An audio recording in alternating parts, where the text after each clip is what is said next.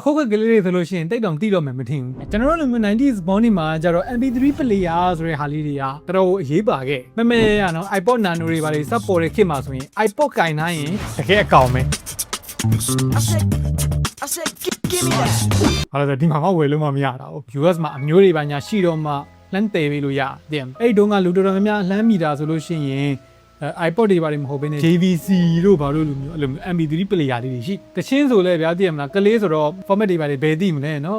အခွေကြီးထိုးတဲ့အဲ့အခွေတွေကနေပြီးတော့မှပြန်ပြီးတော့ extract လုပ်ဒါမှမဟုတ် internet ပေါ်ကနေပြီးတော့ shut down internet ပေါ်ကနေ shut down နေဆိုတဲ့ခေတ်ကတော့တိတ်မကြလိုက်ပါဘူးပြီးတော့အဲ့တုန်းက MP3 storage တွေကလည်း256 megabyte တို့512တို့ပါတို့ဆိုတာတော်တော်ရှားတယ် iPod classic တွေပါတယ်တုန်းကအဲ့ကောင်တွေက head disk တွေနဲ့လာတော့ဆိုတော့ခေတ်ကြီးတွေနဲ့လာထားပါတော့မှတ်မိတာတော့ဗာလဲဆိုတော့အဲ့တုန်းက iPod ကင်နေသူတွေမဟုတ်ဘူးကိုကျွန်တော်တို့ရိုးရိုး MP3 player တရုတ်ကလာတဲ့ဟာလေးတွေကင်တာဆိုတော့တရှင်းတွေပါလေပြည့်သွားရင်ပြန်ဖြတ်ရတယ်အဲ့လိုမျိုးအသိနားထောင်ခြင်းလေဆိုလို့ရှိရင်အဟောင်းတွေဖြတ်ပြီးမှနားထောင်လို့ရအဲ့တုန်းကတချင်းတွေပါလေဆိုတော့လည်းများများဆဆမရှိဘူးအင်္ဂလိပ်တချင်းတွေပါလေဆိုရင် mainstream ဖြစ်တဲ့ဟာတွေလောက်ပဲညားတယ်နော်အဲဒါကြောင့်မလို့အဲ့ဒီခေတ်တုန်းကလူတွေရဲ့ favorite band တွေတော်တော်များတူကြတယ်Slipknot Avenged Sevenfold Green Day Westlife My Chemical Romance အဲ့လိုSlipknot တို့ Bring Me The Horizon တို့လိုမျိုး metal band တွေဆိုရင်ပိုလို့တောင် niche ဖြစ်ပါသေးတယ်။ favorite band တွေရဲ့ album အသစ်ထွက်တဲ့ကြားရင်လေအဲ့ဒီအသစ်ရောက်ဖို့တော်တော်စောင့်ရတယ်။ပြီးတော့ shopping mall တွေရောမြို့တွေကလမ်းဘေးခွေဆိုင်တွေရောအဲ့ဒါတွေမှာပတ်ရှာရတာ။အခုလိုမျိုးဖုတ်ဖက်ခါပြီးတော့ YouTube တို့ Spotify တို့မှာလို့တွားနားထောင်လို့မရဘူး။ဆိုတော့ album တစ်ခုကိုထက်ကပုံနားထောင်ပြတယ်။အဲ့ဒီ album ထဲမှာကိုမသိတဲ့သချင်းမရှိဘူး။အဲ့ဒါမျိုးပူပြီးတော့လည်းအရသာခံပြထားပါတော့နော်ပြောရင်းနဲ့ nostalgia တွေဖြစ်ကုန်အခုခေတ်ကကြတော့အရင်တုန်းကလိုမျိုးအဲ့ကျွန်တော်ရှေ့တုန်းကပြောခဲ့တဲ့ process မျိုးမရှိတော့သူက like ရှာစရာမလိုတော့ platform မျိုးစုံရဲ့ algorithm တွေကကိုကြိုက်နိုင်တာတွေကိုအသင့်ခိုးခတ်ကြွေးတဲ့အဆင့်ကိုရောက်လာဆိုတော့အဲ့လိုမျိုးအပြောင်းလဲတွေရဲ့ထိတ်ဆုံးမှာရှိတာကရုပ်ရှင်ဆိုလို့ရှိရင် Netflix တချင်းဆိုလို့ရှိရင် Spotify ပေါ့သူတို့ရဲ့ algorithm တွေကနာမည်ကြီးတယ်သူတို့တွေရဲ့ recommender system ကြီးတွေကတန်းရာနဲ့ချီတဲ့ user တွေရဲ့တန်းဆယ်ချီနေတဲ့တချင်းတွေpodcast တွေ audio book တွေအဲ့ဒါတွေကိုစီမံခန့်ခွဲနေရပြီးတော့လူတယောက်ရဲ့ခဏပြောင်းနေတဲ့အကြိုက်တွေကိုဒီလောက်များတဲ့ content တွေနဲ့ second mind အတွင်းမှာကွက်တိဖြစ်အောင်တွဲပေးဖို့လွယ်တဲ့ကိစ္စမဟုတ်ဆိုတော့အဲ့ဒါတွေရဲ့နောက်ွယ်မှာအရန်ကိုကျန်းတဲ့ machine learning model တွေအများကြီးကိုသူကအဆင့်ဆင့်ချိတ်ပြီးတော့ခိုင်းထားတာ system ဆိုတာက component တွေအများကြီးပေါင်းနေတာဗျာ technology တစ်ခုတည်းရှိတာမဟုတ်ဆိုတော့အဲ့ဒီ process မှာအပိုင်းနှစ်ပိုင်းခွဲထားတယ်ပထမတစ်ပိုင်းက candidate generation လို့ခေါ်တယ်ဒုတိယတစ်ပိုင်းကကျတော့ contextual ranking လို့ခေါ်တယ်ဆိုတော့ candidate generation ဆိုတဲ့ဟာကိုရှင်းပြရတယ်ပေါ့နော်သူကကမ္ဘာပေါ်မှာရှိတဲ့တခြင်းတွေအများကြီးတဲကကိုနဲ့ကိုက်ညီလောက်မဲ့တခြင်းနည်းနည်းလေးကိုအမြန် filter လုပ်ပေးလိုက်တာအဲ့ဒီနောက်မှာမှဒီ ranking model တွေအဆင့်သတ်မှတ်ပေးတဲ့ model တွေက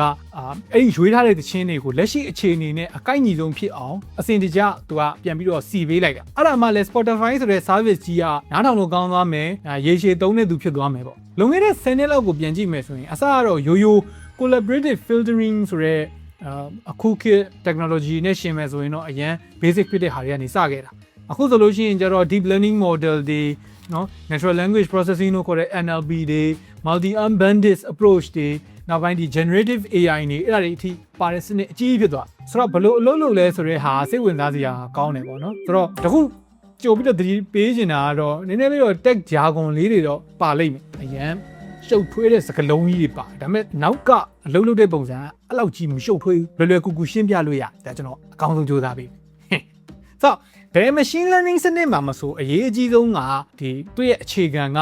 data တွေကိုဘယ်လိုယူတယ်လဲဆိုတာပဲ data မရှိရင်အဲ့ data ကို analysis လုပ်လို့မရဘူး machine learning model လည်းလုပ်လို့မရရတဲ့ data မကောင်းဘူးဆိုလို့ရှိရင်လည်း garbage in garbage out ဆိုတဲ့အသုံးအနှုန်းရှိတယ်အမိုက်ထည့်အမိုက်ပဲပြန်ထွက်ဆိုတော့ဇလန်းစားရရင်အရင်ခေတ် recommender system တွေကကျဲ9ပွင့်ပေးတာတို့ like dislike ပေးတာတို့အဲ့လိုမျိုးသုံးစွဲသူကိုယ်တိုင်ပေါ့ user ကိုယ်တိုင်ကပေးတဲ့ဒီ feedback တွေကိုအားကိုးခဲ့ကြတယ်ဒါပေမဲ့ပြဿနာကဘာလဲဆိုတော့လူတိုင်းကအဲ့လိုအမှတ်တွေလိုက်ပေးမနေသိမလားအရန်ကြိုက်လွန်းဒါမှမဟုတ်အရန်မုန်းလို့မှသာ like တို့ dislike တို့ဆိုတာနှိပ်တာဆိုတော့ကျန်တဲ့တခြင်းအများစုကဘာ rating မှမရဘဲနဲ့ကြံခဲ့ရောဆိုတော့အခုခေတ်စနစ်ကြီးတွေကအဲ့ဒီနီးလန်းတွေကိုအားကိုးလို့မရတော့ကျွန်တော်တို့တခြင်းတောင်းတဲ့ပုံစံကိုနောက်ွယ်ကနေကဲခတ်တဲ့ implicit feedback ဆိုတဲ့ဟာကိုပဲအဓိကသုံးတော့တယ်အဲ့ဒီ implicit feedback ဆိုတာအဓိကအပြင်ဒီ user ကဘာရှာလဲတို့ playlist တွေကိုဘယ်သချင်းထည့်လိုက်လဲတို့အထူးသဖြင့်ဒီသချင်းတစ်ပုဒ်ကိုဘယ်လောက်ကြာနားထောင်လဲတို့အဲ့ဒါတွေကိုစောင့်ကြည့်နေတာ Spotify ရဲ့ algorithm တွေကိုအဓိကထိန်းချုပ်ထားတဲ့စီးမြင်က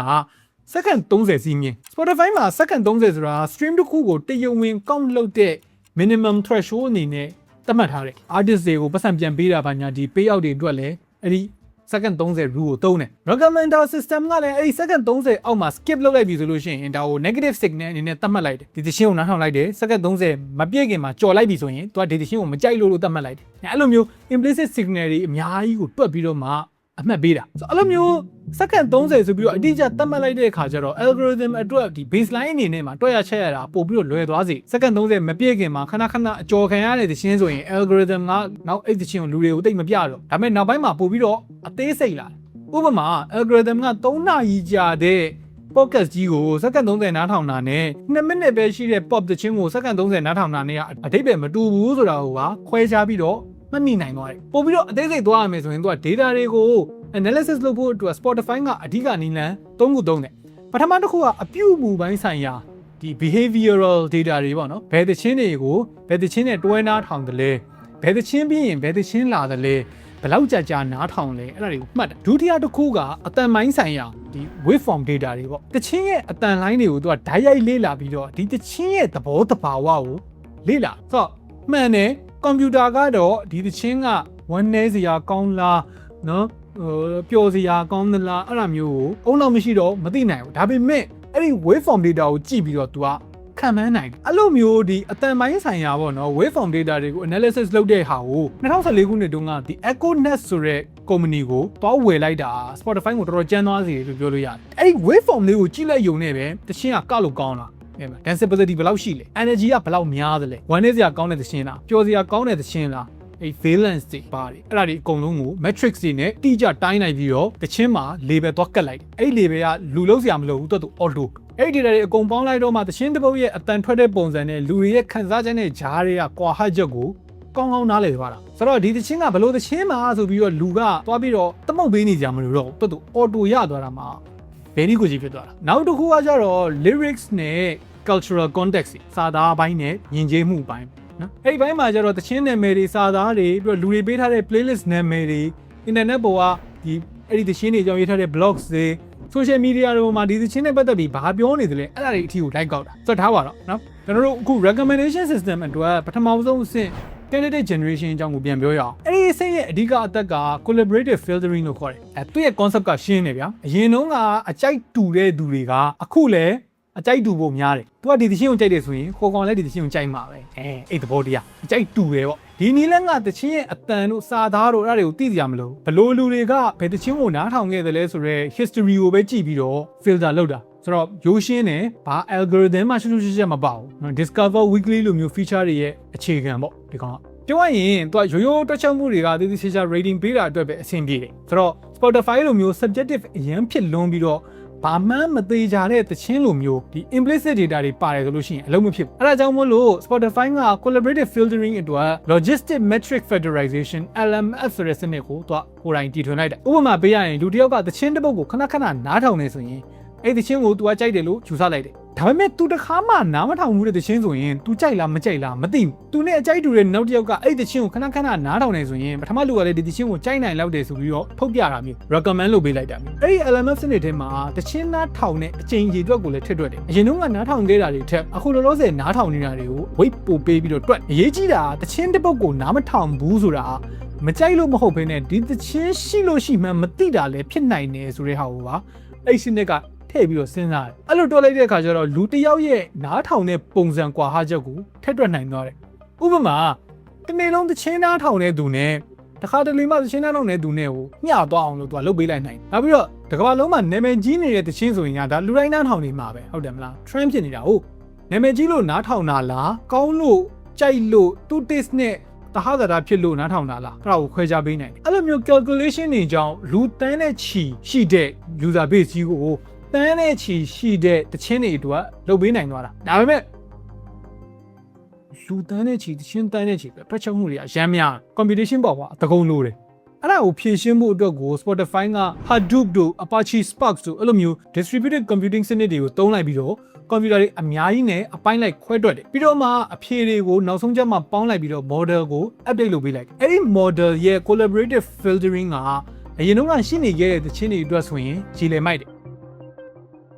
ဒါပေမဲ့ပြဿနာကဘာလဲဆိုတော့တချင်းအစ်ထွက်လာပြီလူသိမ့်မသိသေးတဲ့တချင်းတွေအတွက်လူသိမ့်မသိသေးတဲ့ artist တွေအတွက်အလုံးမဖြစ်ဘူးအဲ့ဒါကို cold start problem လို့ခေါ်တယ်ဒီတချင်းတွေကိုလူတွေကနားမထောင်ဘူးသေးတော့ algorithm ကလည်းဘာမှမသိအဲ့တော့လူချိုင်များနေတဲ့တချင်းတွေပဲခဏပြနေပြီးတော့နာမည်ကြီးနေပြီးသားလူတွေကထက်နာမည်ကြီးသွားပြီးတော့ artist အစ်တွေတချင်းအစ်တွေကမြုပ်သွားတတ်တယ်အဲ့စနစ်ကတချင်းတွေရဲ့တကယ်သဘောတဘာဝကိုနားမလည်တော့တစ်ခါတလေမှာ album တစ်ခုထဲမှာကတ်ပါလာတဲ့နော်စကားပြော tracks တွေပါတယ်ရှိတယ်အဲ့ဒါမျိုးတွေကိုလည်းရောပြီးတော့ recommendation ပေးတတ်တယ်အဲ့ပြဿနာကိုဖြေရှင်းမှုတော့ကို Spotify ကဒုတိယအဆင့်အနေနဲ့ convolutional neural network လို့ခေါ်တဲ့ CNN တွေကိုသုံးတယ်ဒီကောင်တွေကကျတော့အတန်လိုင်းတွေကိုခွဲပြီးတော့ analysis လုပ်တယ်ဥပမာ guitar သံ drum သံအဆိုတော်ရဲ့ vocal အနေထားအဲ့ဒါမျိုးတွေကိုခွဲခြားနိုင်အောင်လို့ဒီကောင်က train ရတယ်အဲ့လိုလုပ်လိုက်တဲ့အခါကျတော့တချင်းတွေထွက်လာပြီဆိုလို့ရှိရင်အဲ့တချင်းနဲ့အတန်ထွက်စတိုင်တူတဲ့တချင်းတွေကိုတန်းပြီးတော့ရှာနိုင်သွားတယ်အဲ့ဒါကြောင့်မို့လို့စင်တူတဲ့တချင်းအဟောင်းတွေကိုနားထောင်တဲ့သူတွေစီမှာတချင်းသစ်တွေလည်းချက်ချင်း recommendation ပေးခံရနိုင်နည်းနည်းလေးပို့ပြီးအသေးစိတ်ပြောရရင် तू ကအစာပိုင်းမှာတချင်းရဲ့အတန်လိုင်းတွေကိုအပိုင်းလေးတွေခွဲပြီးတော့ guitar သံ drum သံအဲ့လိုမျိုး stems တွေခွဲပြီးတော့သတ်မှတ်တယ်အဲ့ဒီကနေပြီးတော့နောက်ပိုင်းတစ်ဆင့်ပို့ပြီးတော့ deep ဖြစ်လာလေဒါက pain rap လား English pop လားအဲ့ဒီကနေအစ artist တယောက်ချင်းစီရဲ့ကိုယ်ပိုင်စတိုင်တွေကိုယ်ပိုင်အတန်တွေအဲ့ဒီကိုဒီကောင်ခွဲခြားလာနိုင်တယ်စဉ်းစားကြည့်လိုက်ရင်လူတယောက်တော့ကဒီသင်းတစ်ပုတ်မှာနော်ဘယ်စက္ကန့်မှာဘလို့ဂီတာအတန်လေးဆိုတာအတိအကျအရေးမကြီးဘူးသင်းတစ်ပုတ်လုံးထဲမှာဒီလိုအတန်မျိုးပါသလားဆိုတာပဲအရေးကြီးတယ်အဲဒါကြောင့်မလို့ model ကသင်းကိုအစအဆုံး analysis လုပ်ပြီးတော့သင်းမှာပါတဲ့အတန်ဒီ signature တွေပေါ့နော် sound signature တွေကိုဆွဲထုတ်လိုက်ဒါပေမဲ့ तू ကအလောက်နဲ့တယ်မဲ့လူတွေရဲ့အကြိုက်ကိုအတိအကျသိဖို့မလုံလောက်သေးဘူးတချင်းတစ်ပုတ်ဆိုတာက तू ကယဉ်ကျေးမှုတွေခံစားချက်တွေနဲ့ရှင်းပြရခက်တဲ့အရာတွေနဲ့ဆက်နေအဲဒါကြောင့်မို့လို့တတိယအဆင့်အနေနဲ့ natural language processing လို့ခေါ်တဲ့ NLP ကိုသုံးပြီးတော့ internet ပေါ်ကစာသားတွေကိုပါဒီကောင်လိုက်ဖတ်အဲ့ဒီ NLP စနစ်က internet ပေါ်မှာပြောမယ်ဆိုရင် social media ပေါ်မှာဒီသင်းနဲ့ပတ်သက်ပြီးတော့ဘာပြောနေလဲဆိုတာတွေလိုက်ဖတ်ပြီးရင်အဲ့ဒီစကားလုံးတွေကဒီသင်းရဲ့သဘောတဘာဝကိုဖော်ပြတဲ့စလုံးတွေ keyword တွေအဲ့ဒါတွေကိုဆွဲထုတ်တယ်ဥပမာသင်းတစ်ပုတ်ကိုလူတွေကဘလို့ခံစားချက်မျိုးနဲ့နားထောင်တာလဲဆိုတာကိုသိဖို့အဲ့လိုမျိုးနည်းနည်းတဲ့ရှင်းပြရခက်တဲ့အရာတွေကိုသိဖို့ကြတော့အဲ့ NLP တွေကိုသုံးတယ်။ဒီမျိုးစကားလုံးတွေကိုရွေးထုတ်တဲ့အခါမှာဒီ social media post တစ်ခုရဲ့စကားလုံးတစ်လုံးချင်းစီရဲ့အချိန်ရေတွက်တို့ဘာတို့ frequency တို့ပါပဲအဲ့ဒါတွေတွက်တယ်ကြည့်တယ်နော်တချင်းတို့ကောင်းတယ်တို့ကြိုက်တယ်တို့ဒီလိုမျိုး social media post မျိုးမှာပါလေးရှိတဲ့ keyword တွေကိုအမှတ်လျှော့လိုက်တယ်တို့အဲ့ဒီအစားမှာဘယ်လိုခေါ်မလဲနည်းနည်းတိကျတဲ့ keyword တွေဥပမာ melancholic synth popအဲ့လိုမျိုးဒီတချင်းနဲ့တီးတဲ့သက်ဆိုင်တဲ့စကားလုံးမျိုးကိုကြတော့ပို့ပြီးတော့အမှတ်ပိုတတာပေးလိုက်အဲ့တော့မှတကယ်ဒီတချင်းရဲ့နှစ်ရတာကိုသိရအဲ့ဒီကနေမှရလာတဲ့စကားလုံးတွေရဲ့တစ်လုံးနဲ့တစ်လုံးဆက်ဆက်မှု relationship တွေကိုကြတော့ဒီ vectorization ဘာညာတွေလုပ်ပြီးတော့အဓိပ္ပာယ်တွေဖွင့်ဆိုတယ်ပေါ့နော်ဒီဘိုင်းတွေကတော့နည်းနည်းအသေးစိတ်လုံးပါတယ်ဘလို့အဓိပ္ပာယ်ရှိလဲသူသတ်မှတ်တယ်ပေါ့ဗျာနောက်ပိုင်းမှာဆိုလို့ရှိရင် large language model တွေပါသုံးတယ်ပိုချမ်းတာကအဲ့ဒါတွေအပြင်ကို user တွေရဲ့လက်ရှိ condition ပေါ့နော်အဲ့ဒါကိုပါထည့်တွက်တယ်ဥပမာမနေ့ပိုင်းနားထောင်တာလားညဘက်လားသူနားထောင်တာဘာနဲ့လဲဖုန်းနဲ့လားကွန်ပျူတာနဲ့လားအဲ့ဒီကအစားအဲ့ meta data တွေကိုအကုန်ယူပြီးတော့အကိုက်ညီဆုံးဖြစ်အောင်တွက်ပေးတာအဲ့ဒါကို contextual and sequential user embedding လို့ခေါ်တယ် COSEN ပေါ့အဲ့လိုမျိုးခေါ်တယ်အဲ့လိုမျိုးအဆင့်တွေမျိုးနဲ့ကိုက်ပြီးတော့ရှာလိုက်ပြီဆိုလို့ရှိရင်ကိုနဲ့ကိုက်ညီလောက်မဲ့တခြင်းထောင်ငန်းလောက်တော့ရလာပြီဆိုတော့ပထမ filter ပြီးပြီအဲ့ဒါကိုဘလို့အစီအစဉ်နဲ့ပြန်ပြအဲ့ဒီဟာလေနည်းနည်းတယ် Spotify ရဲ့ home screen ကိုကြည့်လိုက်ရင် jump back in တို့ discover weekly တို့အဲ့လိုမျိုးတွေ session လေးတွေခွဲထားတယ် session တစ်ခုချင်းစီကတခြင်းတွေရောဘလို့စီမလဲအဲ့ဒါကို BART ဆိုရဲဒီ AI စနစ်ကနေပြီးတော့ဆုံးဖြတ်ပေးတယ်သူက reinforcement learning ကိုအခြေခံထားတာရိုးစနစ်တွေကလူတွေအနှိမ်များမဲ့ click လုပ်တာများမဲ့ဟာကိုပဲအမြဲတမ်းပြဒါအစပိုင်းကတော့အဆင်ပြေတယ်ဒါပေမဲ့ကြာလာရင်ကျတော့ဒီပုံစံခွက်ထဲမှာပဲကိုကပိတ်မိသွားတတ်တယ်ပေါ့အဲ့ဒါကိုကာကွယ်ဖို့အတွက်ကို BART က exploration ဆိုတဲ့အယူဆကိုသုံးတယ်သူကကိုတကယ်ကြိုက်မကြိုက်မသေးချာသေးတဲ့လက်တဲ့ဆန်းတဲ့တချင်းလေးတွေကိုကြားထဲမှာညှက်ပြီးတော့ပြပေးတယ်အဲ့ဒါကိုမှကိုကနားထောင်လိုက်လို့ကြိုက်သွားပြီမကြော်တော့ဘူးဆိုရင်စနစ်ကတိသွားတယ်โอเคဒီကောင်ဒါမျိုးကြိုက်တတ်တယ်ဟာကိုရဲ့ taste ကိုဒီကောင်ကသဘောပေါက်သွားပြီးတော့ဒါနဲ့တူတဲ့ဟာမျိုးတွေထပ်ပြတယ်အဲ့လိုမျိုးတချင်းတွေပြတဲ့အခါမှာဘာကြောင့်ဒီတချင်းကိုပြရတယ်လဲဆိုတဲ့အကြောင်းပြချက်လေးတွေကိုပါထည့်ပေးထားတယ်အဲ့ဒါတွေကိုသိရတော့မှ why should I care ဆိုတာကိုလူတွေကသဘောပေါက်သွားပြီးတော့ဒီတချင်းကိုမကြော်ဘဲနဲ့ကြည့်ဖို့အတွက် chance ရသွားမှာ BART ကကိုဘာကိုရွေးချယ်မလဲဆိုတာကိုသူကတွက်ထုတ်တယ်တေချာပေါက်ကြိုက်မဲ့ဟာကိုအများဆုံးပြတယ်တိတ်မသေးချာသေးတဲ့ဟာတွေကိုတော့ဂျားထဲမှာပဲညှက်ပြီးပြတာပေါ့ပြီးတော့ home screen မှာပေါ်တဲ့ဒီအတန်းလေးတွေကိုအရင်ဆုံးတေချာရွေးပြီးတော့မှအဲ့အတန်းထဲမှာတချင်းတစ်လေးတွေကိုဂျားညှက်ပြတာမျိုးတွေလုပ်တယ်အဲ့တော့မှမြင်ကွင်းမှာလည်း အနောက်ရှက်မဖြစ်နေတော့မှာကိုနဲ့ရင်းနှီးတဲ့ဟာတွေကအဓိကနေရာယူထားမယ်အဲ့လိုမျိုးလေးဖြစ်နေတယ်ပြီးတော့ခုနကကျွန်တော်ရှေ့မှာပြောလိုက်တဲ့ context လေmetadata ကိုယူတဲ့ context ပေါ့နော်အဲ့ဒီကောင်ကလည်းတော်တော်အရေးပါတယ်ဥပမာကျွန်တော်ဗာသတိထားမိလဲဆိုကျွန်တော်ကားမောင်းနေရင်နဲ့တခြင်းနာထောက်ပြီဆိုရင်ကိုယ့်ရဲ့ဒီ Bluetooth device က car stereo ဖြစ်နေမှအောင်သူသိတယ်ပေါ့နော်အဲ့လိုသိပြီဆိုလို့ရှိရင်ကိုနားထောင်လေးရှိတဲ့တခြင်းနဲ့တူတဲ့ဟာကိုသူပို့ပြီးတော့ပြတယ်တခြင်းတစ်တွေကိုကျွန်တော်ကားပေါ်မှာကြားလိုက်ရတာများတယ်ကျွန်တော်တခြင်းနားထောင်လို့ရှိရင်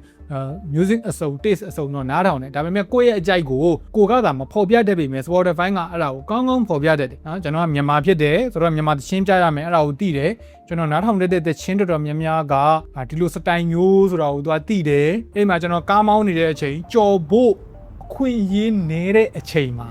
ကျွန်တော်ကို John Derek ရဲ့သချင်းတစ်ပုဒ်လာပြလိုက်အဲ့ပါဘောကြဟာမိုက်တယ်ဟာနော်ဒီချင်းတွေကမိုက်တယ်ဟာကိုယ့်ဘာသာကိုဆိုလို့ရှိရင်လုံးဝရှာတွေ့မဲ့ဟာမျိုးမဟုတ်ကျွန်တော်ကတချင်းတွေကိုကြိုက်တယ်ဆိုပေမဲ့တစ်ချိန်လုံးတော့အဲ့လိုလိုက်တမီတော့လိုက်ရှာမနေတတ်ဘူးဗျာကျွန်တော်တချင်းတစ်ခုကိုကြိုက်တယ် artist ယောက်ကိုကြိုက်တယ်ဒီ genre တစ်ခုကိုကြိုက်တယ်ဆိုရင်အဲ့ဒါကိုကြီးပဲထက်က repeat လုပ်ပြီးတော့နားထောင်တဲ့အကျင့်ရှိတယ်အဲ့လိုလူမျိုးကိုတောင်မှဒီ exploration ကိုရအောင်သူလုပ်ပေးနိုင်ဒါကတော့ social media မှာ trend ဖြစ်နေတဲ့အရန်ပေါက်နေတဲ့တချင်းမျိုးမဟုတ်အဲ့လိုမျိုး artist မျိုးလည်းမဟုတ်ဒါပေမဲ့ကျွန်တော်ကြိုက်တဲ့ကွက်တိကြတဲ့ဟာမျိုး Spotify ပြပေးနိုင်တာတော့တကယ်လေးစားဖို့ကောင်းဒါပေမဲ့အဲ့လိုတွတ်တဲ့ result တွေကလူတန်းတဲ့ချီတချင်းတန်းတဲ့ချီအတွက်ဆိုရင်အကြီးဖြစ်သွားတယ် problem ကြီးအကြီးဖြစ်သွားတယ်ဖြစ်နိုင်ကြီးအများကြီးထဲမှာကိုကြိုက်မဲ့ဟာကိုမီလီစက္ကန့်အတွင်းအဲ့ problem ကိုဖြေရှင်းဖို့နိုင်ဖို့ဆိုတာမလွယ်ဘူးဒါပေမဲ့ Spotify ကျွန်တော်တို့ကိုဘာပြင်ပါလာမယ်ဆို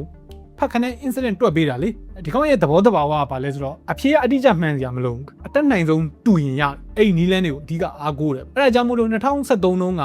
Spotify engineer တွေက Annoy ဆိုတဲ့စနစ်ကိုကိုယ်ပိုင်ရေးပြီးတော့ open source လုပ်ပေးခဲ့တယ်။10နှစ်လုံးဒီ Discover Weekly တို့ Home Screen တို့ရဲ့နောက်ွယ်မှာအဓိကကြော်ယိုကြီးဖြစ်လာတယ်ပေါ့ဒီ Annoy ရဲ့အမိုက်ဆုံးအချက်က memory အများကြီးမစားဘဲနဲ့ server တွေအများကြီးကနေပြီးတော့ဝိုင်းသုံးလို့ရတာဒါပေမဲ့ပြဿနာက model တွေကကြီးလာလို့တချင်းတွေကလည်းများလာလို့ processing power တွေအများကြီးလိုလာတဲ့အချိန်မှာဒီပုံစံကြီးကအလုံးမဖြစ်တော့တချင်းတစ်ပုတ်ထည့်မယ်ဆိုလို့ရှိရင်အဲ့ space အကြီးကိုအစအဆုံးအသက်ပြန်ဆောက်ကဆိုတော့ update လုပ်ဖို့ဆိုတာမလွယ်ဘူးဖြစ်သွားတာပေါ့အဲ့ဒါကိုဖြည့်ရှင်းဖို့အတွက်က2023နောက်ပိုင်းမှာ Voyager ဆိုတဲ့ vector search နည်းပညာကိုထည့်ပြီးတော့ open source ထည့်လုပ်ပြီးအရင်တော့အနွိုင်းကိုသုံးတဲ့ပုံစံကိုလုံးဝပြောင်းလိုက်ပြီးတော့အလွှာတွေအများကြီးပါတဲ့ကွန်ရက်ကြီးပေါ့နော် graph system ကြီးအဲ့ဒါ use လုပ်လိုက်တာအပေါ်ဆုံးကအလွှာအဝေးယူမြင်မြန်ခုန်ကူးဖို့အတွက်သုံးတယ်အောက်ဆုံးကအလွှာတွေကကြတော့အနီးကပ်အသေးစိတ်ရှာဖို့အတွက်သုံးတယ်အဝေးကြီးတို့နီးနီးလေးတို့ဆိုတာဒီ graph ပေါ်မှာ note တစ်ခုနဲ့ဘယ်လောက်ကွာလဲဆိုတာကိုပြောတာအဲ့ Voyager ကအရင်အနွိုင်းထက်စားလို့ရှိရင်အများကြီးပိုကျန်းသွားပြီးတော့10ဆလောက်ပိုမြန်သွားတယ်ပြီးတော့ memory ကလည်း40လောက်သက်သာသွားတယ်အခု2025ဝန်းကျင်လောက်ရောက်တဲ့အခါကျတော့အဲ့ဒီ recommender system ကြီးရဲ့အခြေခံတည်ဆောက်ပုံကနောက်တစ်ခါထပ်ပြောင်းတယ်အရင်ကအလုပ်လုပ်တဲ့ပုံစံတွေအတွက် model တစ်ခုကိုတည်သက်လုပ်တဲ့ပုံစံကနေပြီးတော့ခွာလာပြီးတော့ large language model တွေကိုအများကြီးပို့ပြီးတော့အားကိုးလာတယ် generative AI ဘက်ကိုကူးလာတယ်ပေါ့အရင်ကသချင်းတွေ podcast တွေအဲ့ဒါတွေကို database ထဲမှာတင်တဲ့အခါကျရင်အဓိပ္ပာယ်မရှိတဲ့ကဏ္ဍတွေ hash တွေအနေနဲ့တင်တယ်ဒါပေမဲ့အခုလို generative AI ခေတ်မှာကျတော့ LLM ကဒီ catalog ကြီးရဲ့သဘောတဘာဝကိုနားလည်ဖို့လိုလာတယ်အဲ့ခါကျတော့ Spotify က semantics ID ဆိုတာတွေကိုစသုံးတယ်အရင်အဆင့်တွေကရလာတဲ့ data တွေကို short ID ကိန်းဂဏန်းလေးတွေဖြစ်အောင်လို့သူကပြောင်းပြလိုက်အစာပိုင်းကိန်းဂဏန်းတွေကသချင်းရဲ့အကြမ်းမြင်သဘောတဘာဝဥပမာ acoustic folk metal အဲ့ဒါတွေကိုပြတယ်နောက်ကကိန်းဂဏန်းလေးတွေကအသေးစိတ်အချက်လက်တွေကိုအစင်းစင်းပြဖို့အတွက်ကိုသုံးတယ်အဲ့လိုမျိုးတချင်းဆိုတဲ့ဟာနဲ့เนาะစာသားတွေများတဲ့ podcast တွေနဲ့သဘောတော်မတူတော့အဲ့ဒါတွေကိုပြန်ခွဲပြီးတော့လေ့လာရပြန်တယ်အဲ့ဒီ semantic ID တွေကို LLM စနစ်ထဲကိုထည့်ပြီးတော့ပြန်ရိုက်သွင်းရအဲ့လိုလုပ်လိုက်တော့မှ LLM ကအရင်ကတင်ထားတဲ့ဟာတွေကိုမေ့သွားတာမျိုးမဖြစ်အောင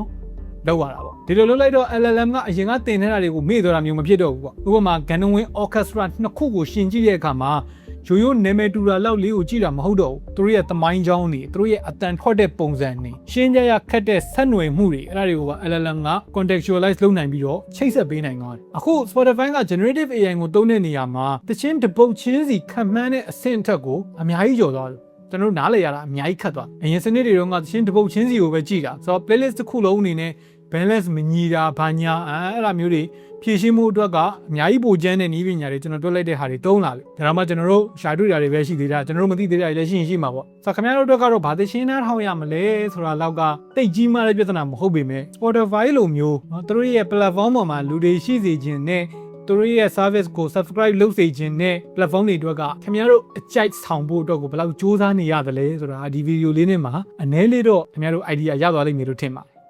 ဆိုတော့ခင်ဗျားတို့ရဘယ်လိုမြင်လဲအလုပ်ဖြစ်သလား Spotify ကကိုယ့်ရဲ့စိတ်ကိုဘယ်လောက်ထိနားလည်လဲကိုယ့်ရဲ့ taste ကိုဘယ်လောက်ထိသဘောပေါက်တယ်လို့ခင်ဗျားတို့ထင်တယ်ခင်ဗျားတို့ရဲ့အတွေ့အကြုံတွေခင်ဗျားတို့ရဲ့ထင်မြင်ယူဆချက်တွေကိုအောက်က comment ထဲမှာဝင်ရောက်ဆွေးနွေးညှိနှိုင်းသွားလို့ရ Okay နောက်နေ့မှတွေ့တော့